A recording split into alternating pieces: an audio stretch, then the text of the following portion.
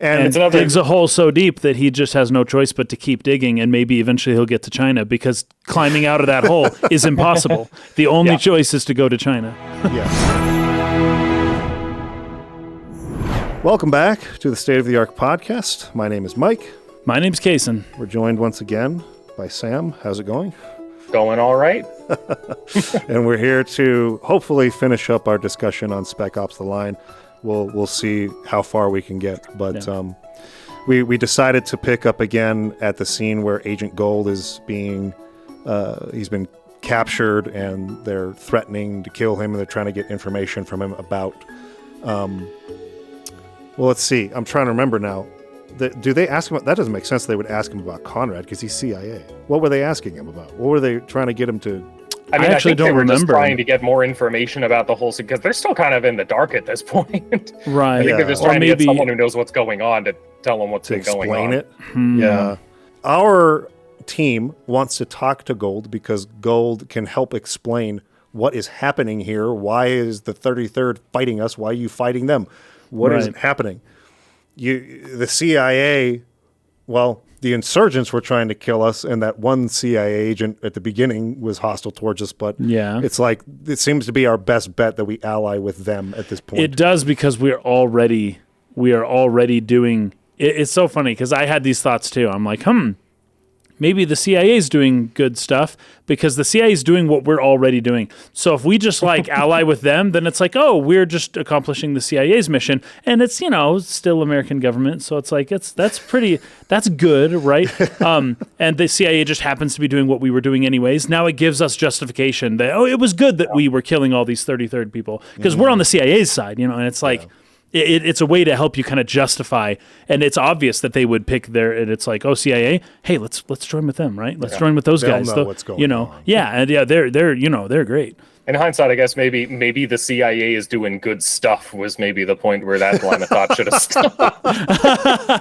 Hey, but when you're thinking when you've already killed a bunch of people and you realize that the CIA happens to be kind of on your side. Yeah, just join up with them.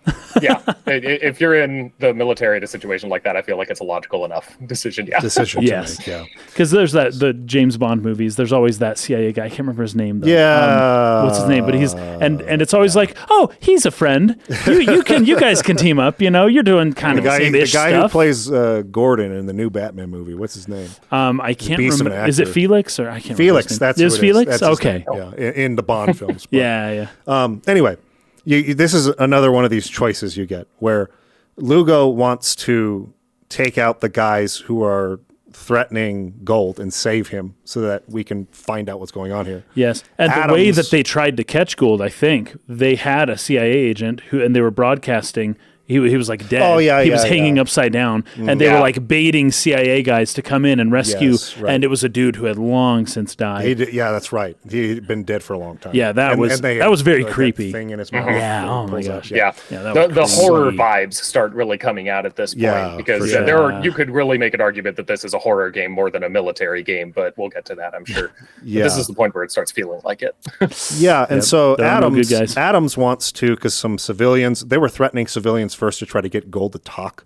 I think they actually killed one of them. Oh, there's a woman that they were like shooting the ground in front of him. Yeah, and it's like, well, he's not going to talk to us. This is not actually working. He just doesn't care about the civilians, so just take them over there, and we'll like threaten him instead. But Adams wants to say, okay, let's sneak around and go save them. Wait, so was that the 33rd that killed the civilian? Yes. What is this? Okay. All right, keep going. Anyway, the whole situation is jacked. But there's two ways to kind of play this out. Well, actually, I guess there's three. So you could sit there and do nothing and just watch, and eventually, like the interrogator just gets frustrated and just like strangles Gould to death, and then they see you, and then they start the firefight. Okay. Or you can signal Lugo to take him out, and you shoot the soldiers, and then Gould tries to kind of crawl away, and you get into a big firefight, and then you find out at the end of that scene he's dead. He kind of dies anyways. Yeah, and it's like crap, he dies either way. Yes. Yeah, so he dies no matter what. The third way to do this is to sneak around, wait for them to kill Gould, and then go away. And then you put on some silencers, and you go like take out the guards over by the civilians, and you do save them, and they run away. and then you don't have that big firefight. It's like the one time in the game where you actually do save somebody. Hey, it like counters, right? So you killed 100, but you saved 20, so then it's like 80, you know. Yep.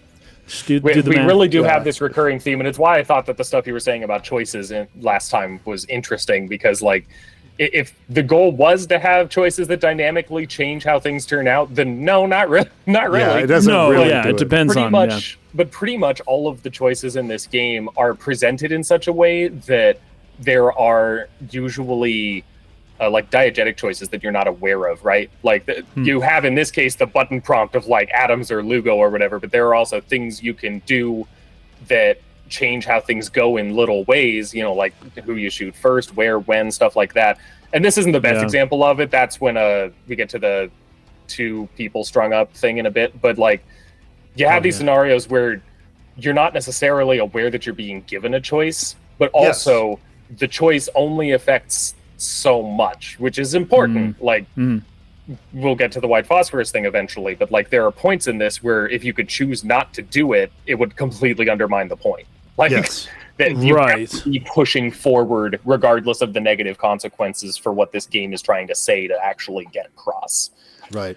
And this goes back to that quote that I loved that we read in the first episode, which was that's life sometimes. Like sometimes life doesn't, you know, give you this perfect choice where you can affect the outcome. It's like almost no matter what you do, the outcome is going to be the outcome. That life is like that all the time. Life is. I would say for military people too, that's also combat, right? It's not like you're training. Yeah. You know, it's not like stuff happens and stuff goes wrong and you've got to like figure it out and hope that you did the right thing later on. Yeah.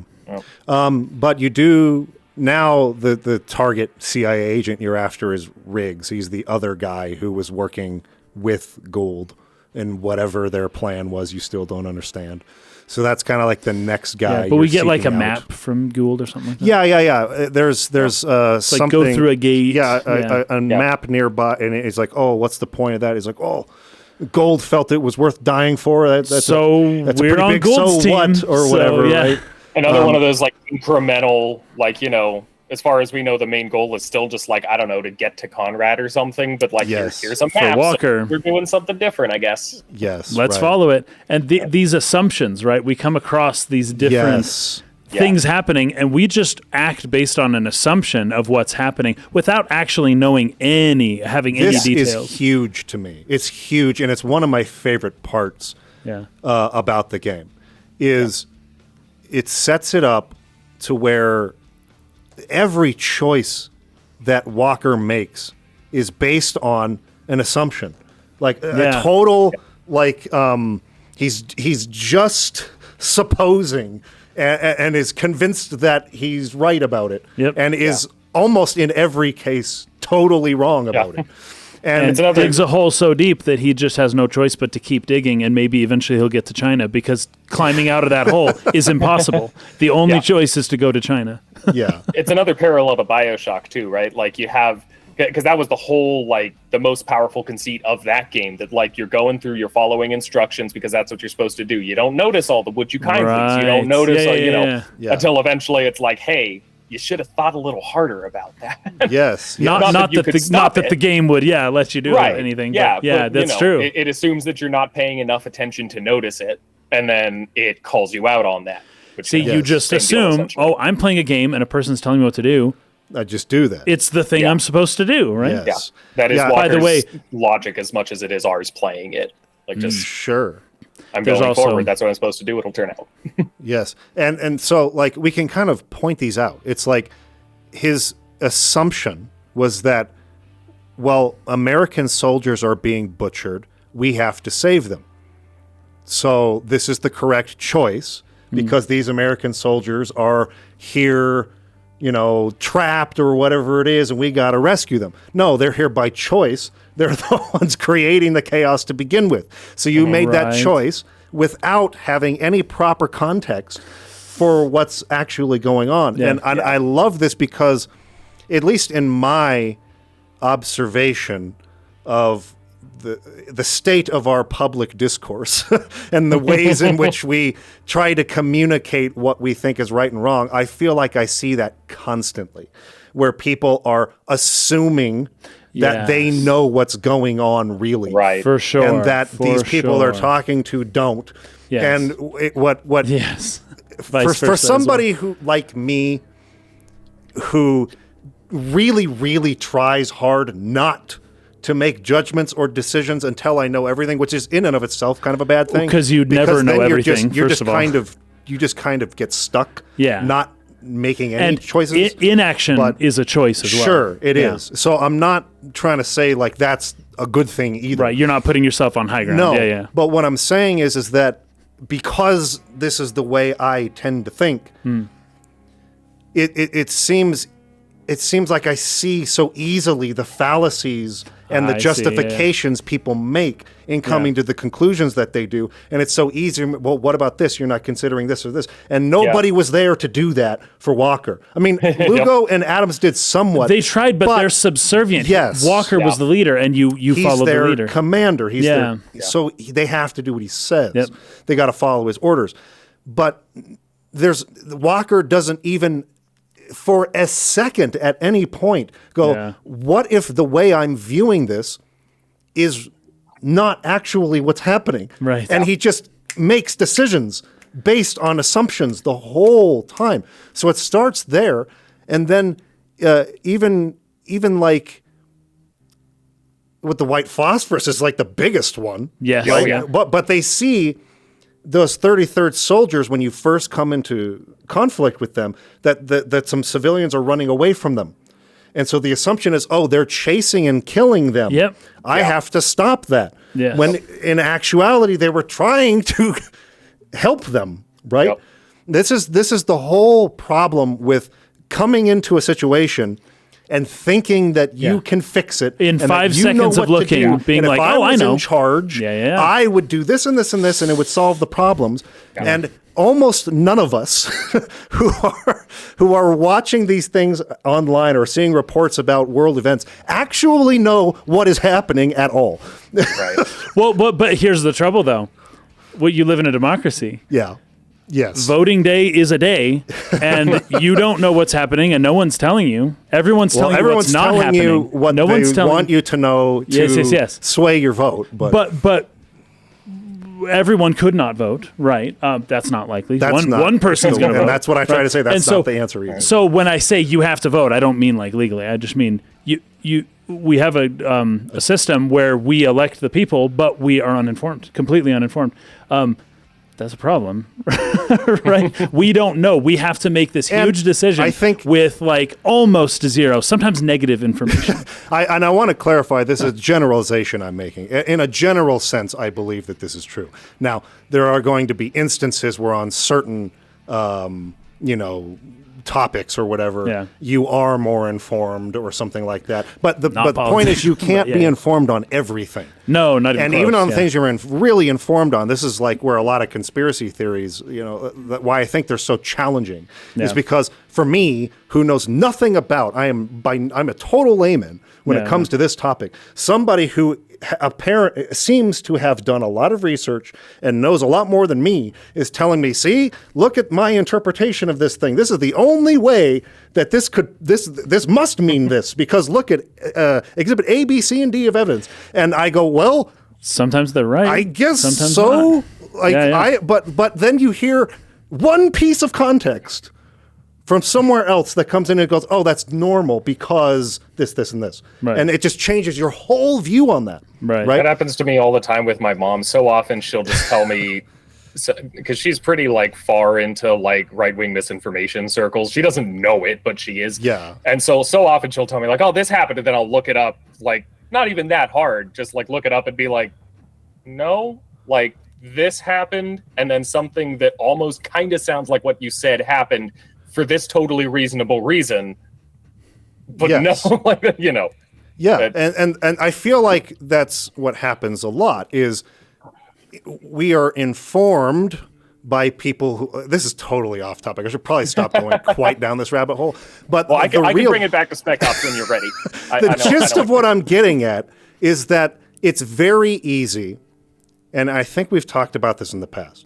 We are stuck. We are trapped. We are imprisoned in our own mind, in our own perspective. And that is reality, right?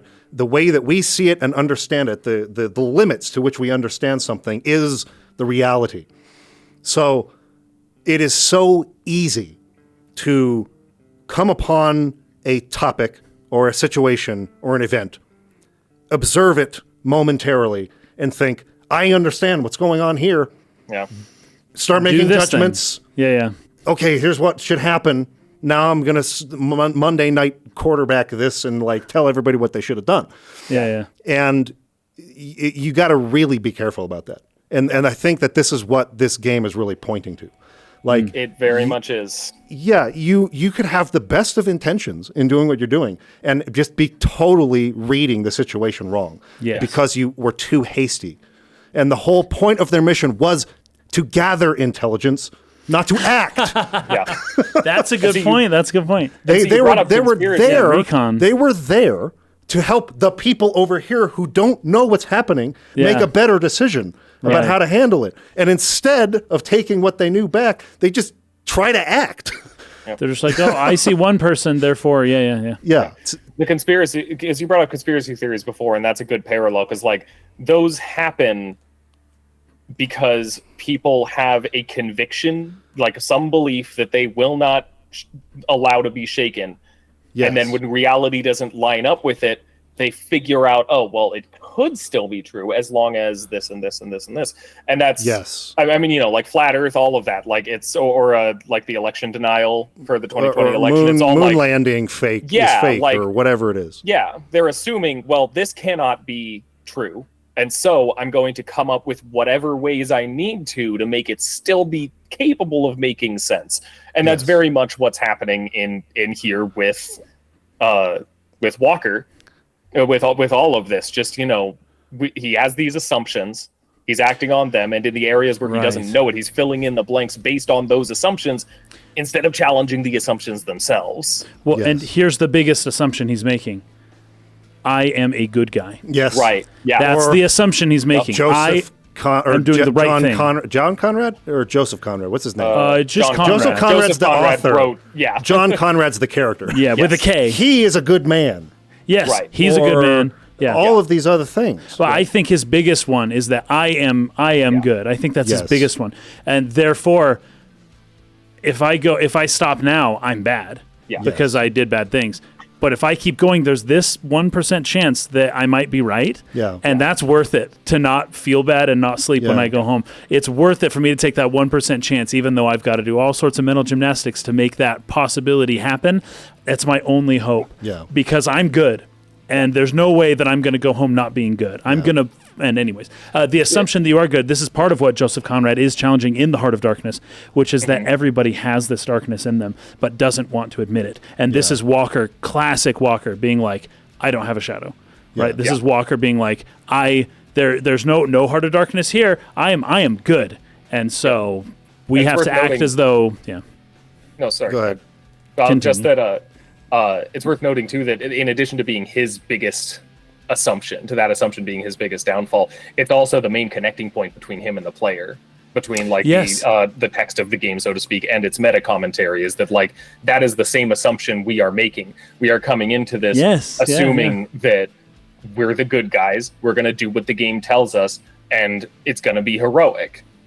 And like that's sorry, I'm trying not to say too much because eventually we're going to end up talking about like the criticisms that exist to this game and why I disagree with them, so I don't want to jump too far into that. But that assumption is the main thing, I think, that it's criticizing in its players. Yes.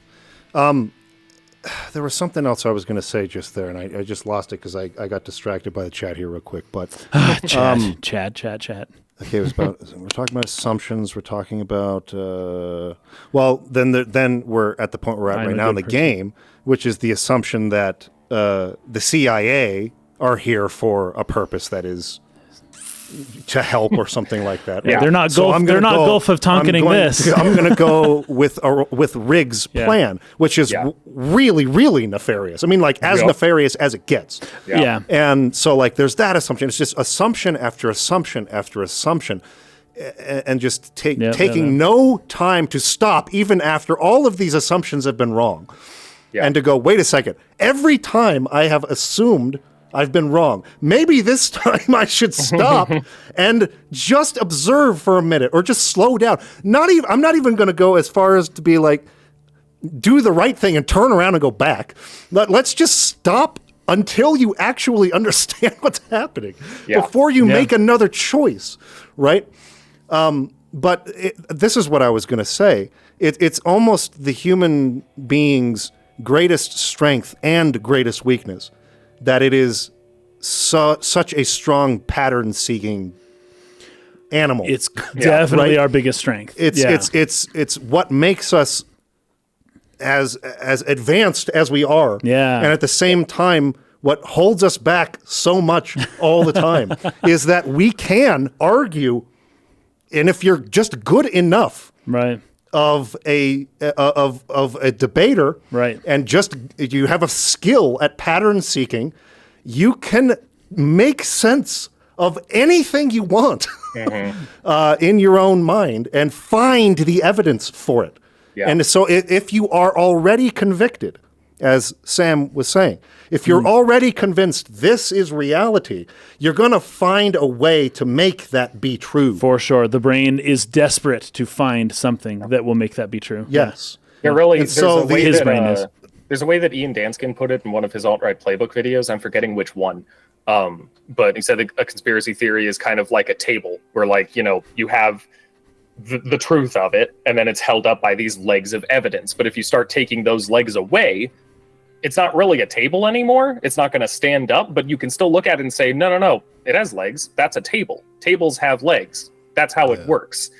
Like, you can just know that something is true, even if you're wrong, and it doesn't really matter if it's actually supported or not, because that's what you think is true. Like, yeah, it all comes down to what you believe, and this is something that I have worked so hard, and it's basically impossible, but I try anyways. To anytime I'm sure I'm right about something, I try to be like, okay, stop, just stop.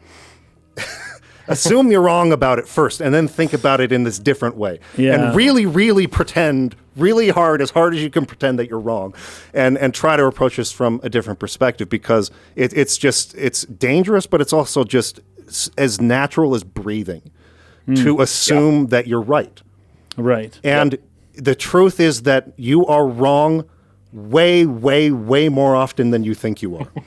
That's a good. I thought you were going to say more than you are right. No, but more than you think you are. Yeah. That's true. Way That's more than sure. you think you are. That's for and sure. This is pretty universal, I feel. Because if you're wrong more than you're right, then evolution would have taken care of that a long time ago. But you're right, way more than you think you are, and this is partly why people. You know, you've heard this, like, fake it till you make it, right? A lot of business people, they'll get into it, and they'll just kind of get investments, and they're just faking it the whole way. But at some point, things like work out, and they're able to, like, you know, and then they write a book, like, here's how I did it, right? And then Elizabeth Holmes tries to do the same thing, and then she's getting sued for like $1 billion because she faked it too much, and you faked it too much.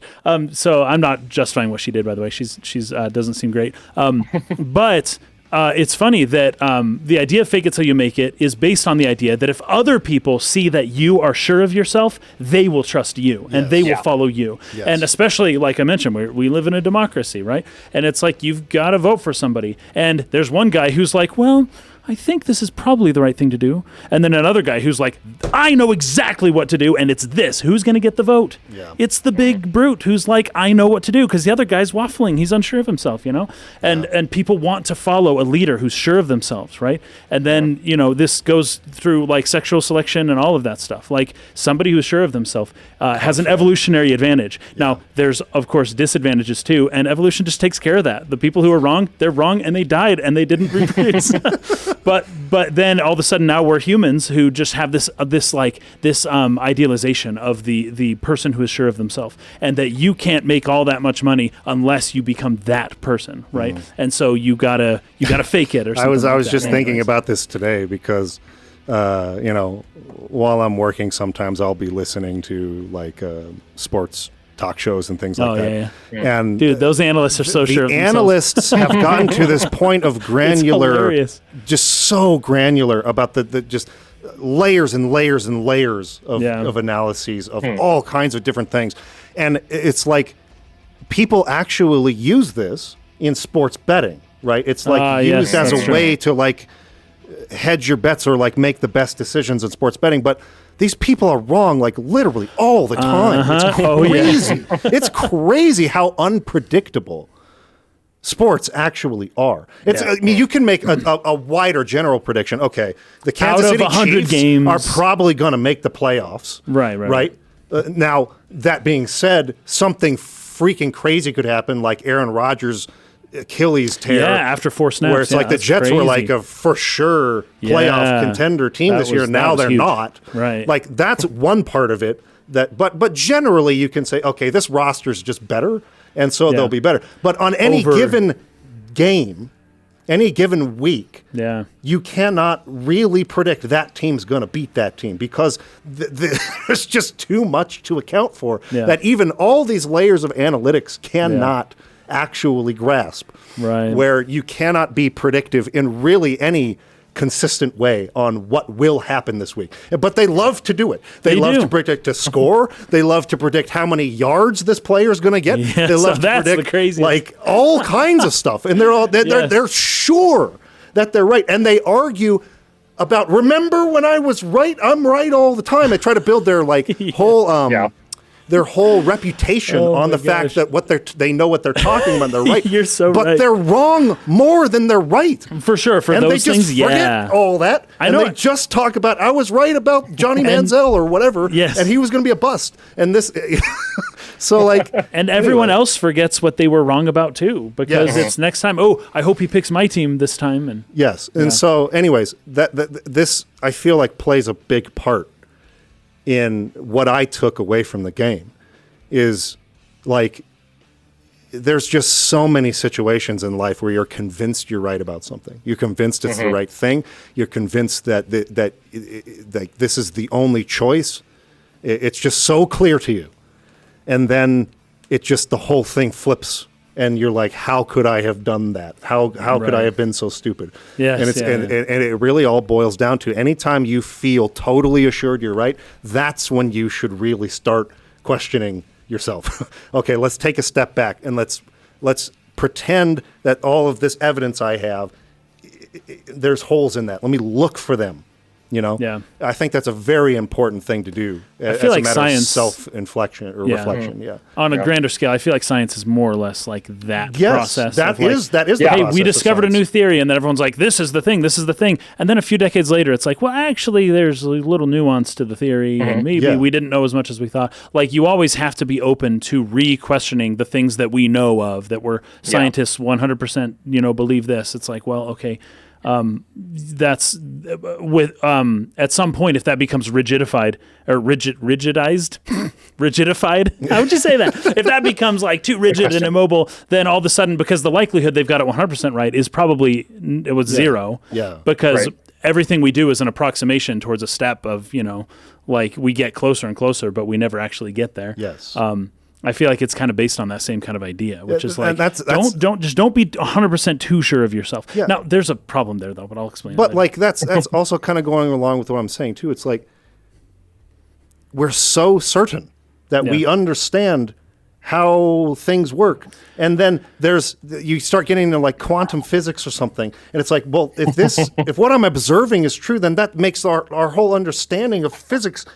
That doesn't work anymore. I know. Well, the Einstein model is not of wrong reality for the world. Fundamentally is flawed. Yes, 100%. So we don't understand any of this. No, we don't. Well, it's so funny because it's like this is the materialist argument: is that everything's matter, and then you say, "Well, what's matter?" We don't know what matter is. We don't. It's the stuff that's the world, but we don't actually know what it is. Yeah. It's so it's crazy. Anyways, just don't assume you're right. Assume you're wrong more often than you're right. And you'll probably get a little bit closer to what's actually true. Now, that being said, let's see.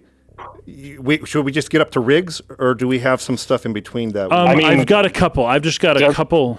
Doesn't the white phosphorus happen before rigs? Does that happen before rigs? I think you're right. It does. Before the water thing with rigs, at least. Yeah. Oh, it happens before the water thing. So, that's totally true. So up to the white phosphorus. And we can't skip white phosphorus. No, it's like the biggest scene in the whole game. Yeah. Okay. But is there stuff in between that? There is. I've got, you're on the rooftop, right? So you like zip line over. There's all these zip lines all over, and they all go down, which is wonderful. So there's these guys. Zip lines are kind of and the rappelling stuff. They're just all over the city. I don't know. Anyways, I love it. I think it's great. Down. Yeah, it doesn't make a ton of sense, but I don't mind it. There's these guys. We get on top of this building and we're looking down, and this is pretty early on after we start, killing a bunch of Americans.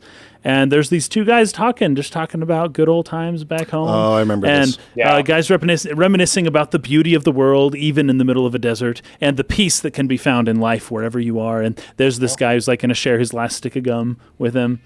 And then we kill him both. And that's the end of that. They were going to kill us, but we killed them first. And that's the way that it goes. But I thought that was very interesting right there. Very good to the theme.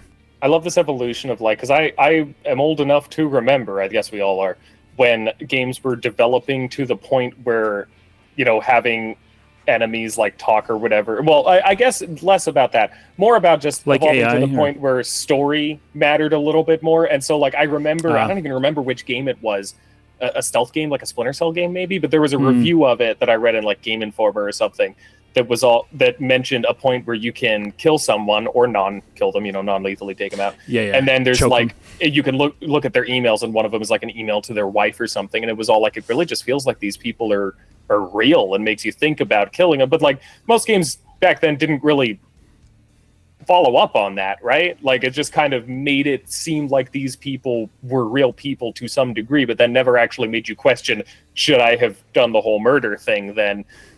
So because this moment I feel is a moment that could have existed in a lot of other games, but this moment in this game feels a little more meaningful to me, feels more pointed, like it's actually part of the game's larger point instead of just something there to make me feel like I'm in a world with real people in it, and then I kill them for fun.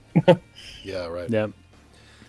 And then this is where you fall off the building, which is crazy. That long fall, yeah. Yeah. I'm really curious if there's a flash to white before this fall. Yeah, before, the wide world gets revealed because you're in a building and you step out of this passageway and then everything's bright. Yeah. But when you fall and hit the rubble, it fades to black. I remember that because I remember being weirded out by it. Whoa, it faded to black. Anyways, but that fall was crazy. That was wild. And it technically includes enough starts and stops and stuff to make it not completely technically impossible for him to survive. But it's also but his arms would have gotten ripped off. Yeah. Well, even just being caught by the rope where it doesn't have any give me, it would have snapped his spine. That's it, man. Games and movies and stuff never, every they time never there's account for that. A scene in a movie where there's a character falling and then a dragon or giant bird or something just swoops under and catches them. They're dead. You have to That's have hitting the ground. Down right. Yeah. Well, even if you fall from that distance and hit water, you still die, right? It's another truth that a lot of things just ignore entirely. Yeah, exactly. Or Assassin's Creed, where it's it's fine to jump off the Eiffel a little Tower haystack. Or whatever. There's haystack there. That's so good. Terminal velocity into a tiny barrel of hay. Oh, that's beautiful.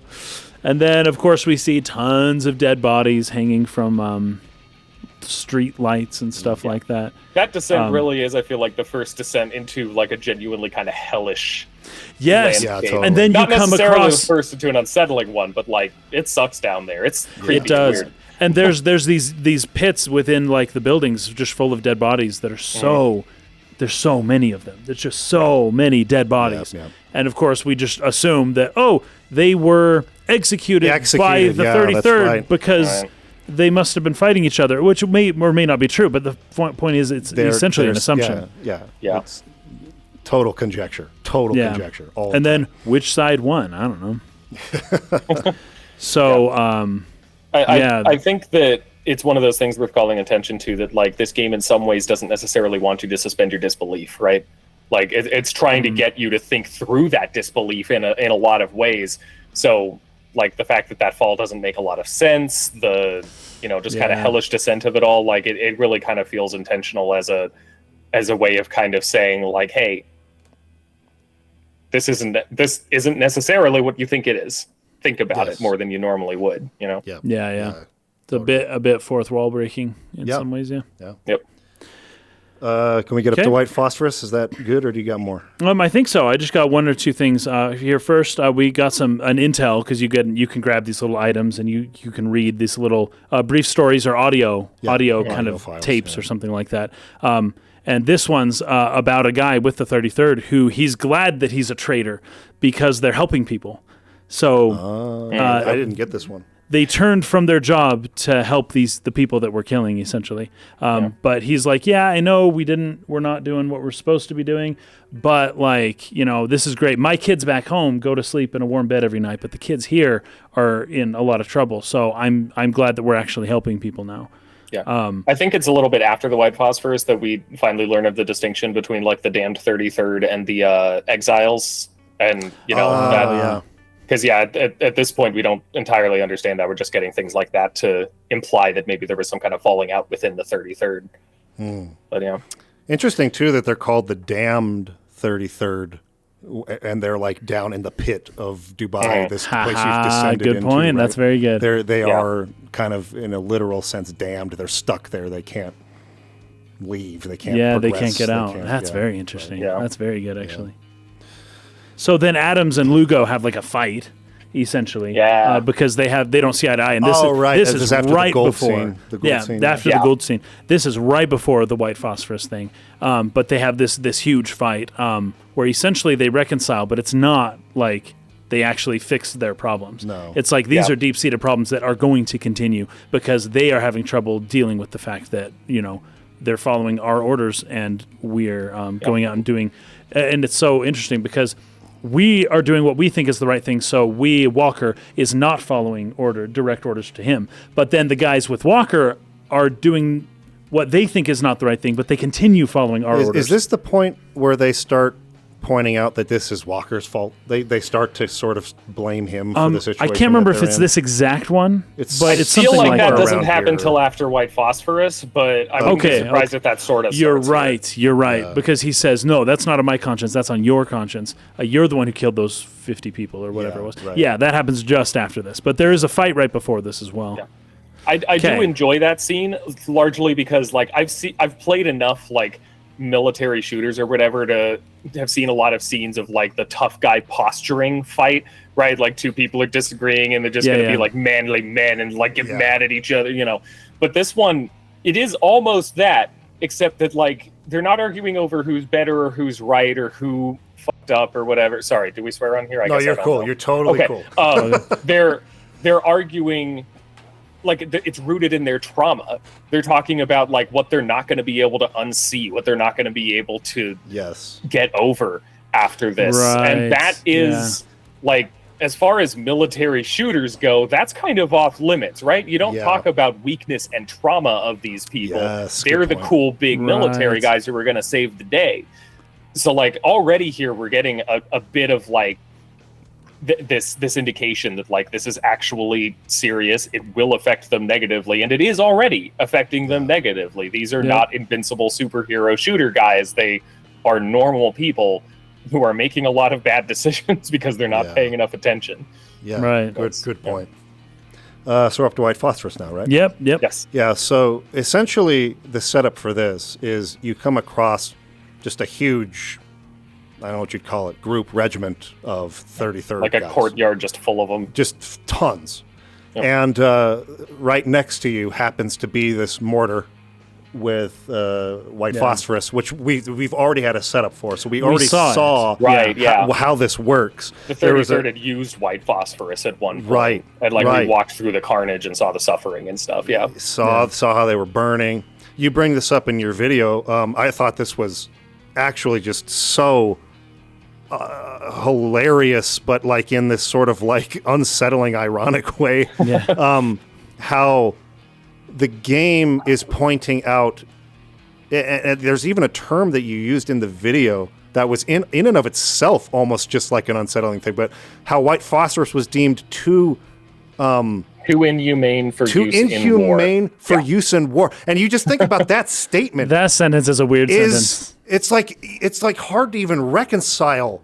What too inhumane for war? Like, so yeah, like that's already the most inhumane thing there is. Almost. I know war exactly, but war crimes do exist. Like, I don't think that using white phosphorus is generally one of them. I'm not certain, but like, I don't think it's like technically illegal. It makes you think about, it just makes you think about it on a different level. But then you go into the fact that Call of Duty used it as a promotion for one of their perks in multiplayer.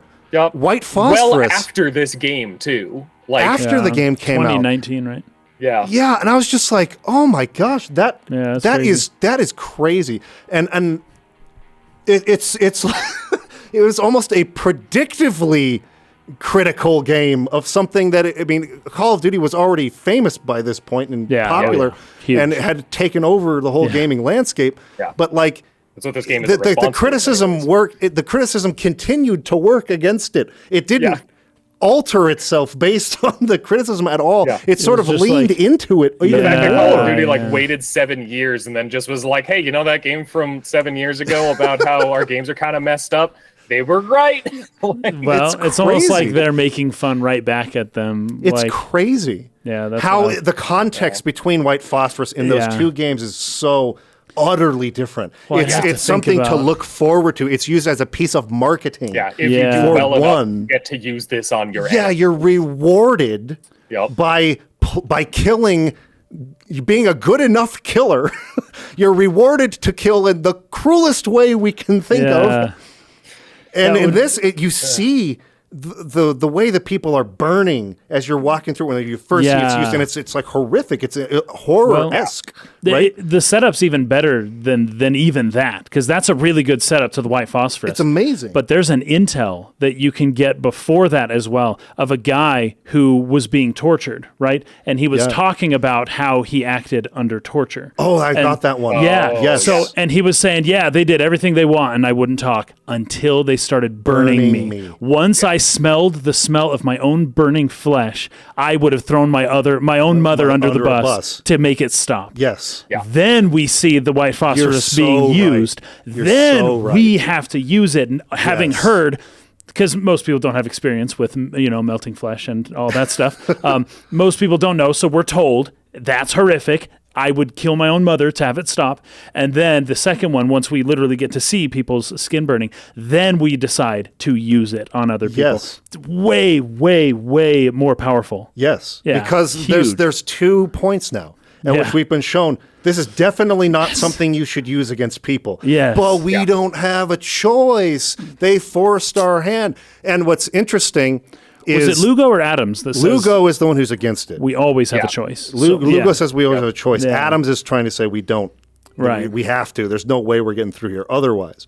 And you can try to fight the 33rd conventionally here. You can actually try shooting them and just just get your gun out and just try to take them out and not use it. But you will not survive that fight. It doesn't work? Okay. It's not going to happen. They had apparently considered, my understanding at least, is that they had considered giving you the option to try and go down into the courtyard and fight through it. But honestly, as much as... this is one of the most controversial parts, because when this scene is over, it's terrible. Genuinely terrible. You have done something horrifying, and... a lot of people think that this is the point where the game starts guilt-tripping them, oh, you did this, even though the game has them do it, which I think is a misunderstanding, but we'll get to that. If they had offered an out here, it would ruin it all, right? Yeah. If the point of the game is to the meta point, at least, is to point out, the inattentiveness of the player, to point out how we just go on assuming that we are correct and expect the game to reward us for it, then allowing us to do the moral thing in this situation would just give us an out from the entire point of the game, which in some games could work. In this one, it very much does not. It goes against what it's trying to do. But my understanding is that they had...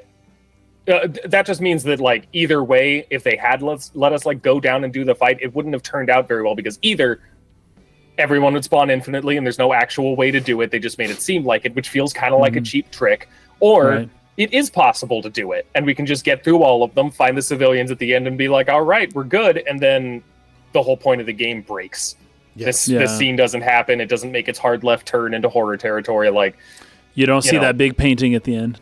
It really just has to, like, this is a thing that has to happen for the game to say what it's saying. Yeah, and you put it really well in your video, Sam, because this was exactly what I was thinking.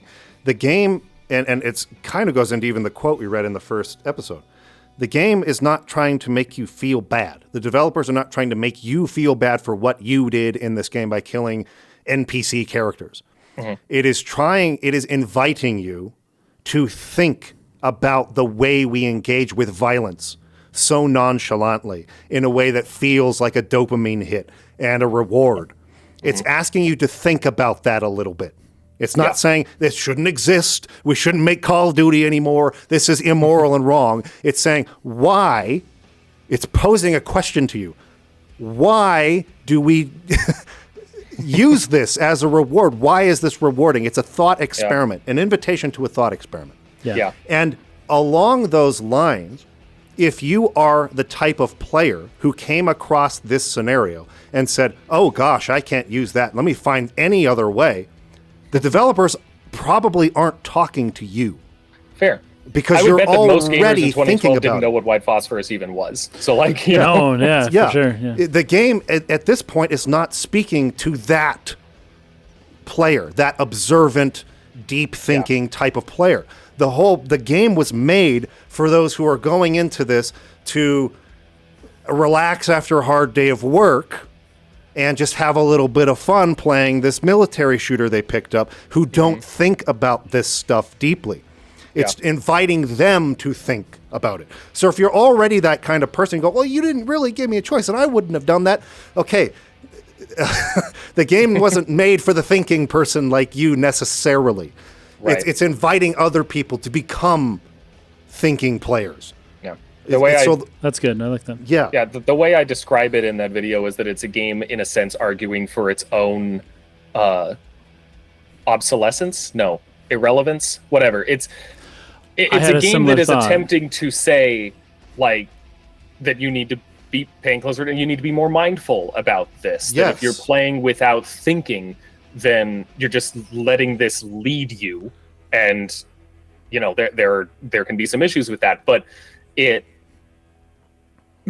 can't help but really realize that if everyone thought about games as deeply as this game wants them to, this game wouldn't work. Yes. Right? It subverts a genre. Level. Yeah. It depends on the player to some extent, at least, not being suspicious of it, not thinking too hard about it beyond what it's telling them. So, the fact that it's like the 7th Spec Ops game or something like that, the 9th, I think. The 9th, that helps helps it to do this, right? It's not like a brand new thing. It's just like, no, all the other Spec Ops games did this, and now finally you're getting one that doesn't. Yeah. It really wants people to approach games in a way that would not lead them to be drawn in by this one, which I just think is really interesting. and I think it's going to continue to be interesting because, like, 10, 20 years from now, when it's a little more common to study, we'll be studying old games the same way we study old movies now and stuff like that. Sure. I think that Spec Ops is going to have a place in that conversation, but it's also going to require more historical context. At least I hope. It's entirely possible 20 years from now, we're going to be uncritically playing the same Twitch shooters Call we of are Duty now. 20, Halo maybe 12. there will be no good progress, but I would like to think that by that point, people might play this and have to put it in that context of, like, military shooters were big at the time. People weren't really trained to think deeply about the games that they were playing, and that is what this is about. And then they'll be able to understand it. And without that context, maybe it wouldn't work as well. That's kind of like my hope, and I think the games too. Yeah. Well, I have a thought on this, at least as far as the games as literature idea goes, because at the very end of your video, you touch on a little bit briefly how a video game is probably the best genre to explore this type of story because you're actually doing it. You're making the choice. You bombed the thing, right? But then at the same time, people would say, no, but I didn't have a choice. You should have given me a choice. I don't feel like I'm not, you're not guilt tripping me into this one, right? But then let's think about like a book, like like Heart of Darkness, or maybe a movie or something where you don't have an agency in the course of events. And you're allowed to explore these themes in a book, because a book will be all about these things that make you think, and oh man, what if? Oh, that's crazy. But all of a sudden in a game, you're more resistant to it because I didn't have a choice though. I didn't want to do that, right? Yeah. So there's kind of two sides to this, right? And one, games is the perfect way to explore this because you actually push the button that kills the people. Like there's a way that it's more interactive and that you almost can feel a deeper connection to the character, and there's a way in which you participated in this, even though it's just a story. But then the flip side of it is that people then have that easy out of like, well, it's not fair that they did that, even though they would never have said that to Apocalypse Now or to any movie or game. They'd never be like, oh, that's not fair. I wouldn't have done that. Like, no, that's not what you do. That's not what movies are. I feel like I don't know. Maybe this is just inherent to the medium, but it would be awesome if we could come to a point where people stopped saying that. Yeah. Where people accepted the positive aspects of video game medium in terms of literature, instead of turning it on itself and kind of using it against itself when it does try to make these broader points about how evil humans are. Yeah.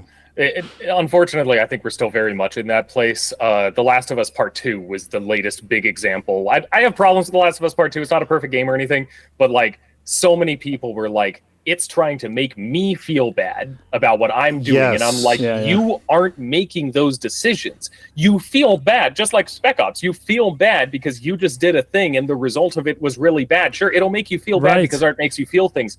But that at no point is The Last of Us Part 2 saying it is your fault that dog is dead. It's saying like this, it is criticizing Ellie, not you. The fact that you are the one controlling Ellie is part of what is supposed to make it particularly hit home, part of what's supposed to make you identify with what's happening. But it is in some ways it does. You're bad for playing it. It is criticizing her and trying its best to put you in her mindset. So I want that side of it without that side of it. Well, I want the one side without the other, but I think they go hand in hand. If you give people a choice, they do. I really think they do. And this is the way I've been thinking about it. Because, people, I think, approach this topic who are critical of it in a similar way to, I'm going to pull one out of the hat here as an analogy, but it might not be the best one. But say when someone is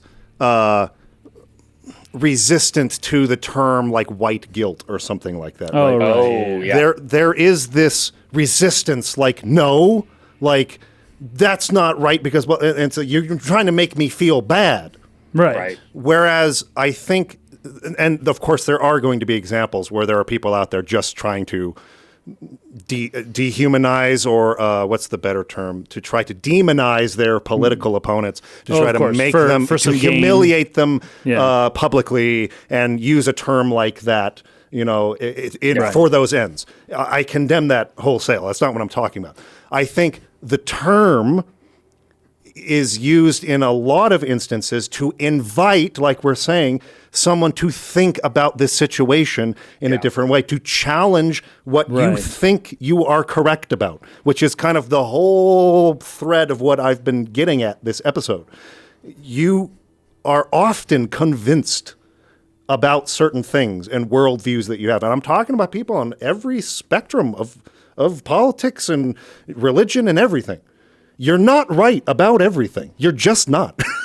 So everybody has to do this. And when a term like that is used, it's a better practice, I think, instead of to get all resistant and defensive about it, and that's stupid, that's not fair, blah, blah, blah, to just actually use it as an invitation to explore what we're talking about. And okay, does this conflict with some of my held worldviews, and why? And let me try to poke some holes in those and pretend I'm wrong for a minute and engage with that and grapple with that. And you're going to find you're not wrong about everything, but you're wrong about more things than you think you are. And you need to make some adjustments, and everybody needs to do that. But we are determined in our tribal brains to be on the winning side and to make sure no matter what, that our side is the one that comes out on top instead of being interested in what the truth actually is.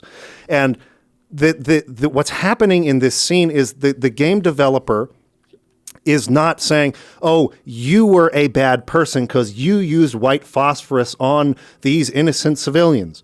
They are basically using this as a metaphor, which is what stories are meant to do, to show you you're not right all the time. And you need to really be careful. And we're inviting you to think about that on a deeper level. Right. We're not trying to make you feel bad because we forced you into this decision. That's irrelevant. The decision is used in the story as an analog to our real lives to demonstrate that we are not right all the time, even when we think we are. And we've got to be careful about that. And we need to take the invitation, the olive branch being extended, to think about that in a more personal, self-reflective way. That's what's important to take from this, not to feel bad. I think that's a lot. But in a movie or book, people just accept that easier than in a game. I think you're right. Even though a game is a better suited medium and that's why we're here, and to try to invite people to think about games in the same way we think about literature. And yes, exactly. Yeah, and I think that is a lot of why this scene affected as many people as it did, the way that it did, even the ones who felt like they were being manipulated, who didn't like it, who were critical of the game, because this is the point where your justifications break down. Like the rest of the game up to this point, there's a lot of uncomfortable stuff for sure, but you can still twist things around in your head just enough to be like, no, we're still the good guys. We're still going. We're doing what we got to do. This is the point where you can't say that anymore. There is no way to twist those. Right. So like at this point, that's why it's the main turning point for the game. And it's also why it's one of the most, I'd say easily the most controversial part of it, because you can't convince yourself that you are playing the good guy in this story anymore at this point. Not anymore. It breaks that. This is where you realize that the possibility of being a hero is not existent.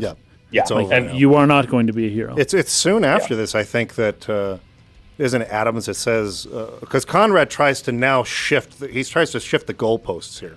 Yeah. It's like it's no longer about doing the right thing. Now it's about Conrad has to pay for this. Yeah. He forced us to do this. Now he has to pay for the fact that this happened. And later on, he says something about how Conrad deserves to die. But then Adams says, well, then what do we deserve? And he admits, well, I think you know the answer to that question. We deserve. He knows they deserve also to die at this die, point. Yeah. But Conrad deserves to die, so we need to make sure that happens, right? Mm-hmm. And how? Okay. But first of all, saying, it's not my fault. Conrad is the one who made us do this. That is what the video game players are saying about the developers. Exactly. They're like, I didn't try to kill those guys. They made me do it. Yes. They made me do it. First off, you could turn off the game. Yep, you don't have to play it. Second off, you couldn't really tell what they were at the time. It's not like, but when you hear somebody shifting the blame, it just sounds just like the criticism of the game itself. Yes. And it's like, you're doing the same thing Walker did. You're doing the same thing. Now I get it. job. You didn't actually kill a bunch of people, but in the best way that a story can do it, you are similar to Walker in as close a way as the story can pull it off. Yeah. And it really does come down to that inattentiveness also. Like if you were thinking, I don't want to do this, that's one thing. But this is basically just a turret segment. In fact, the visual presentation of it is very intentionally calling back to the level Death of Above from Call of Duty 4. It's which totally the same. Itself is attempting to kind of call attention to the disconnect from the value of life that's happening when you're thousands of feet in the air just kind of blowing up little targets. If you're coming into this just not thinking too hard about it, you're gonna all right, time to use the mortar. It's the mortar segment, and then you get in there and you're like, all right, I know how this works. Boom, boom. Yeah, I got all the guys, Well, and what's crazy is that I had this for a while because I played Call of Duty a lot back in 2009, 2010. Mm-hmm. And it was fun times. The double XP weekend was always always a blast. But I started to develop this thinking habit of when you throw a grenade, you want to kill as many people as possible, right? Yeah. And so whenever you see a bunch of people clumped together, it's like, man, if I placed a grenade right there, I'd get like 7 kills, right? I know that now, intrusive thought. It started to come into real life a little bit, and I whenever I'd see a group of people, I'm just like, have a little silent moment, like right there. That's where I'd put the grenade. Okay, keep walking. Okay, but also, when you get into that mindset playing Call of Duty and then you play a game like this, you're going around, and as you're shooting at stuff, it's like you don't want to just hit one white phosphorus for just one dude. You're trying to group your shots to get as many maximal impact, right? As many as possible. And then you come over, it's almost too good to resist. You come over that field of like 40 people, and you're just like, this is it. Oh, You're man, totally they're right there. dude. I've got you. You're totally Boom. right. Plus 40 kills, Yep. And you're just programmed to like have almost a reward system for clumps of people together and being able to take them all out in one hit, right? Yep. I read this story to my kids. What is it? The Brave Tailor, where he kills 7 flies in one blow. It's called seven at one blow, and he thinks he's just the greatest after that because he killed 7 flies. My son is doing that. I read it to my son. He goes around. He's trying to kill a bunch of wasps now, and I'm like, dude, please don't. He's been stung multiple times. He I was doesn't. gonna say that's way more dangerous. He doesn't care. So he's not afraid of He's not the afraid. stings? It doesn't He has hurt? been stung Wow. multiple times, and he is ruthless. He sees wasps, and he gets rocks. That's and crazy. he killed at least 7 in That's one hit amazing. once because he found Oh, their gosh. nest. And he got a rock, and he hit their nest, and there were at least 7 dead wasps. And I was like, dude, first of all, don't ever do that again. But second of all, you're 7 in one blow, man. So, anywho, I didn't know whether to congratulate him or not. He has been stung. He knows what it feels like. I just hope he doesn't get other people stung at this point. But he's got we don't play video games really in my family, and he already has that kind of probably based on the stories I'm reading him. Yeah. But he's like, ooh, if I did this, I could get as many in one hit as possible. Like there's something about that. There's something in our mind. I feel like there's something That's there. crazy. Yeah, it's wild. But yeah, so you almost get this like dopamine release when you drop that bomb. Yeah, that huge group Yeah. at the very end where you just like take them all out in one. Yes. Yeah. You almost can see like the points. Plus 100, arcade plus 100, style, plus 100. flying off of Yeah. all the heads. Yes. You know. And see, that's the geez. thing. I think that this scene is very much supposed to be the apex and the end of the time that someone who goes into this blind, who doesn't already know what the game is doing, can approach it normally. Yes. You could theoretically get all the way through this still thinking that this is on some level a normal shooter game, but now you can't. Like it gives you that big dopamine hit and then hits you with what actually happened. And that's just a lot for some people, especially people who feel we have so much of an emphasis on player agency that like I shouldn't necessarily be surprised that when the game criticizes something that was done in it, that people react as though it was a decision they made that is being criticized. But like they're right. They didn't choose to do it. The game isn't trying to say that they did, but it is supposed to hit you hard. It's supposed to come out of nowhere and just, smack you upside the head. I would say this is the biggest moment of the game in terms of this theme, like really coming through heavy. Yeah, but this and the end, I would say, are kind of the two big. But that painting, though, that painting at the very end, because when you see them, you just see the charred bodies. Yep. And it's like, this is horrific. The mother and the girl. And it's not until you go up to the painting that you see what they might have looked like before they were burned with fire. Or like right in the act of it, because they're like on fire in the painting. But you see them where you see their eyes, you see their head, you see the girl, you see the mother. It's different when you're just seeing the dead bodies because it's like it's easier to separate them from a real person. I guess there's like a little separation there, even though you still feel horrible. And then this one, you get to see them with their skin and hair on, and that just kind of harkens all the way back where it's like, oh, that's what happened. Like what a huge loss, Yeah, exactly. Okay. Do you have notes before getting to Riggs? I think we should get to Riggs and finish that scene, and then we might have to wrap up there. But just the guy says we were helping the guy whose face is all burned he's like, off. Why? Yeah. Why'd you do this? Why did you do this? We were helping. Yeah, and then he dies. That was really good. And so Conrad is. We're convinced that Conrad is the real bad guy, not the radio guy. We're like, oh, the radio dude's just a front man. Conrad's the real bad guy. And then, and then he also says, we thought we knew him, right? That's my note here. We thought we knew him, Conrad. Because he thought that because a guy saved him once in Kabul, that he knows everything about the guy. Yep. Right? And it's like, it's almost like a celebrity starstruck thing. Like, right? Like, we've gotten to meet a few celebrities and really only met them a couple times, maybe, for specific people, Right. And it's like, you want to think that they're good people because of that one interaction, and everyone knows who they are, and you've got stories, and, let me tell you about that time that I met, so-and-so, and, it was crazy because of this and that, and, but he's a good guy, you just want to believe that, right? Yeah.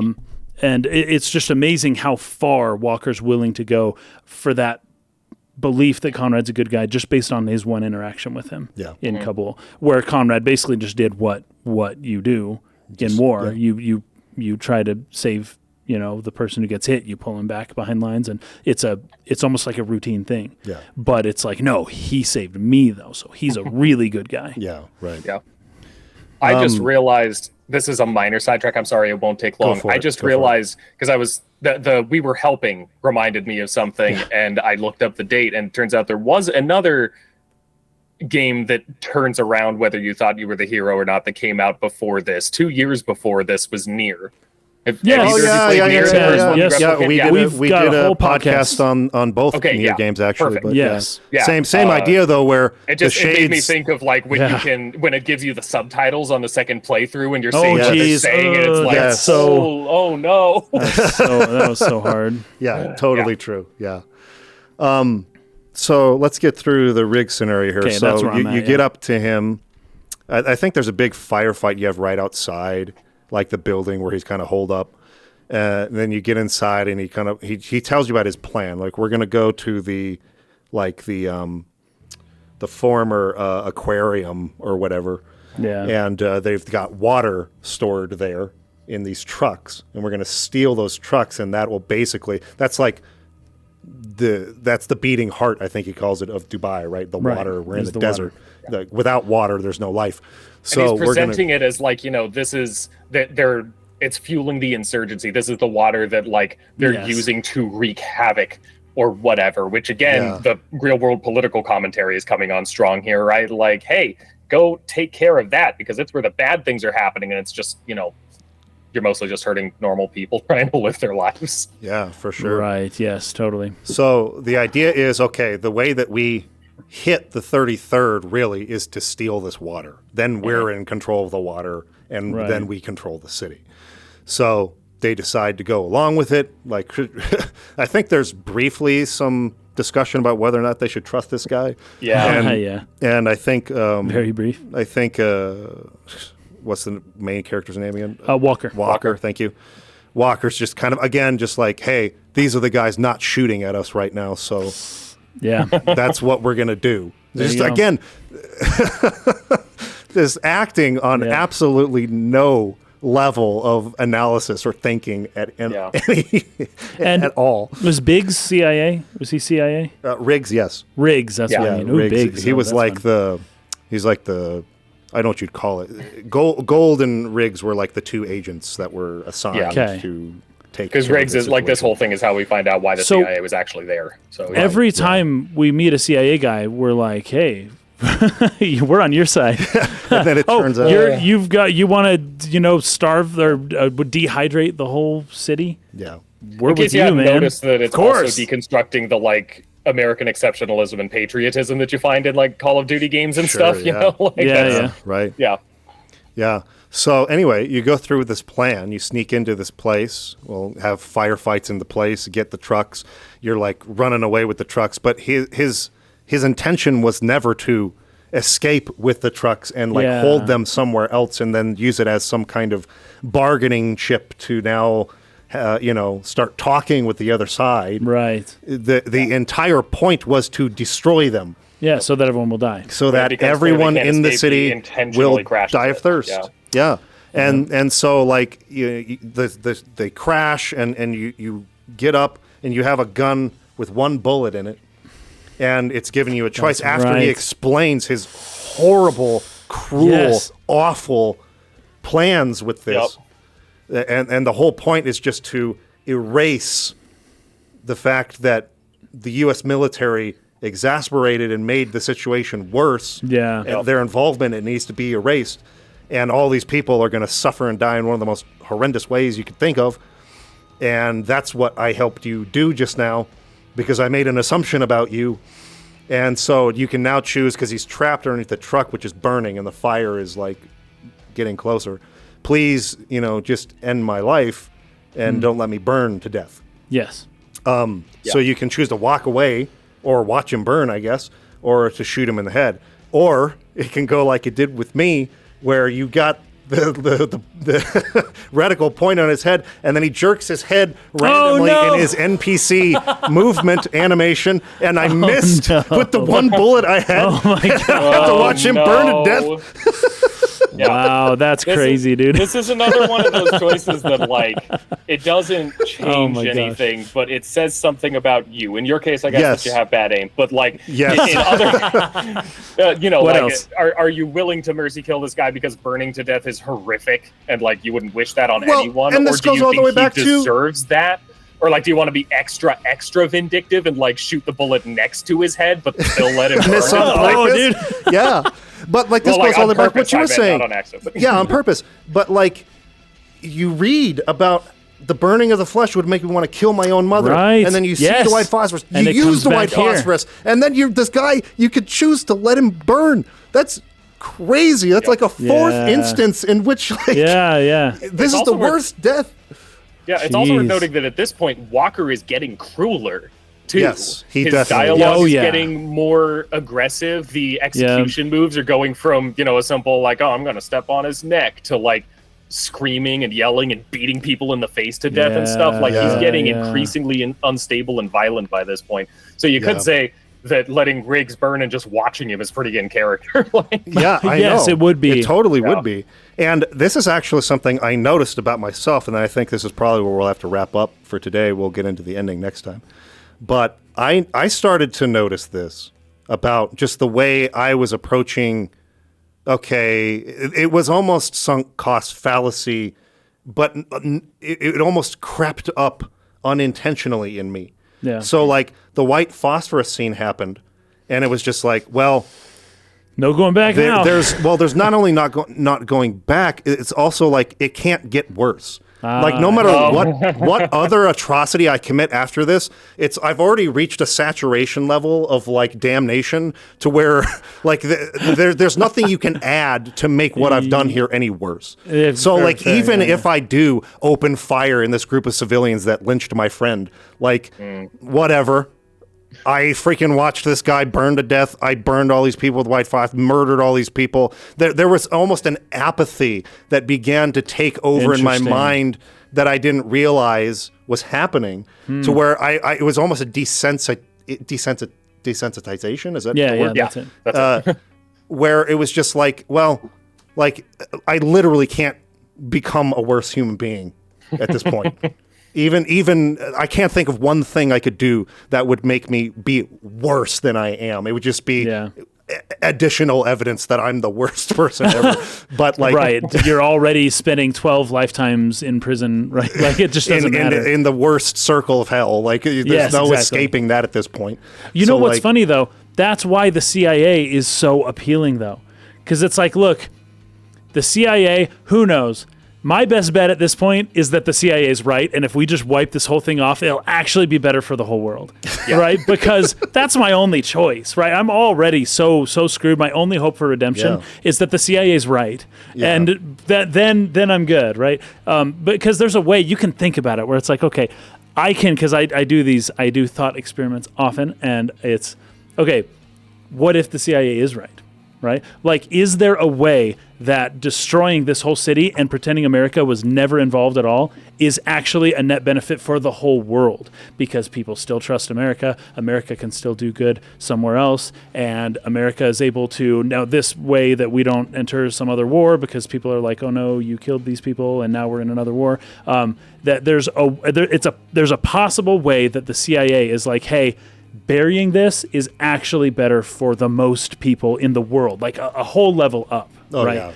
Of thinking beyond just like the city, right? For the whole world, the best thing is that America is still seen as the good guys. This is the same as that little underground organization in Final Fantasy 16 that wanted to hide from the world the truth about the bearers in the war against people. Yes. It's better. But is there a way that could be right, happened? Is there a way that could be the correct thing to do, though? I want to say no, but that would be me being too certain that I'm right about something. Exactly, but entertain the thought for just a few moments, and then there are times where it's like, should everything that the CIA has ever done be revealed? Yes or no? I don't have enough information to make an informed decision on this. There is a sense that I think most Americans would have, is that we don't want to know everything our government is doing to keep us safe. And not just that it's, oh no, it would be too scary. It's that there are certain things that should be kept secret because it would. But is that just us refusing to face our own shadow? No. So if you think of it, I'm talking about something else. So what? Go ahead, Sam. Just a lot of it historically the CIA has done is not good. You're right. So how about this? Here's an example. The JFK files, right? They were supposed to be released again like a couple months ago, and they got postponed again, even though it's been like 20 years ago. These were all supposed to be made public. They haven't been. Okay, maybe just a few years ago, because the CIA says no. This is a matter of national security. These cannot be public. Now, can you imagine? Now, I don't know what's in those files. People think they know, but nobody knows what's in those files. But can you imagine a world where that is true? That in order for to avoid some sort of worse catastrophe, yes, that these have to be hidden. The files have to never be released. Is it okay? So the question is not whether or not the CIA is right in doing it, but is it possible in any circumstance that it could be right to hide this? It's just a thought experiment. This is that's the thing. A thought experiment that the CIA engages in daily, by the way. Yeah. Right. But that's the thing, is that we're looking for possibilities, and that is what we're doing when we're trying to justify something. Not is this correct, but is it technically possible that it could be? Yes. Because if so, if it's that's what I'm saying. Possible, you get it. You get it. And that's the thing. And to somebody who's killed 100 innocent people, that little small possibility becomes very appealing. Well, that the CIA is actually the good guys. Yeah, and it's also what we are forced to do, and this is, I think, the brilliance of the game. Sorry, I know we need to stop, but this is a pretty good. Oh, shoot. This is the brilliance of the game, is that the game isn't doing that justification for us. And by this point, if we still want to try and, we need to take up that burden ourselves. We need to make up the justifications, think through any reasons why we might still be the good guys, because it stopped doing that. It's not being the minister of propaganda anymore. It has stopped completely. And we need to take that up or let it fall away and accept that that's not how this one's going. Right. But it's great. I love it. It's amazing. And I think that's a good note to leave off on. So we will have one more episode that we will be talk about. Yes. Good. One more episode. We'll cover the ending and then maybe get to some comments and people that have responded to us in the videos. So appreciate you guys. Thanks for watching. We'll see you again next time. Peace out.